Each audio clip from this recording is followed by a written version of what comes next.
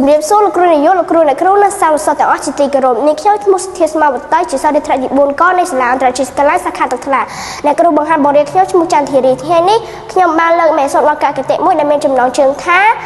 ម្ហូបអាហារខ្មែរម្ហូបខ្មែរច្រើនមុខមានសម្រាំតុងប្រហុកត្រីឆ្អើរត្រីងៀតត្រីប្រៃរកក្រៃប្រសើរទួធ្វើដំណើរងាយខ្ចប់តាមខ្លួនកកស្ងោជ្រួងតឹងគ្រឿងអណ្ដួងផ្កាស្នោត្រកួនប្រហើមហុកត្រីបាក់សៃលាក់ខ្លួនខួរក្តាមក្រមួនជួយកាយមាំល្អម្ជូរប្រៃត្រីកំខ្មែរប៉ិនប្រសំស្នៃមហូបបវរចេះហើយកន្តងក្រុមមុខបន្តជាគេដំណបញ្ជីមហូបខ្មែរជាចុងក្រោយនេះខ្ញុំសូមអរគុណលោកគ្រូនាយកលោកគ្រូអ្នកគ្រូដែលបានចំណាយពេលវេលាដ៏មានតម្លៃមកស្ដាប់ការបកស្រាយរបស់នាងខ្ញុំសូមអរគុណ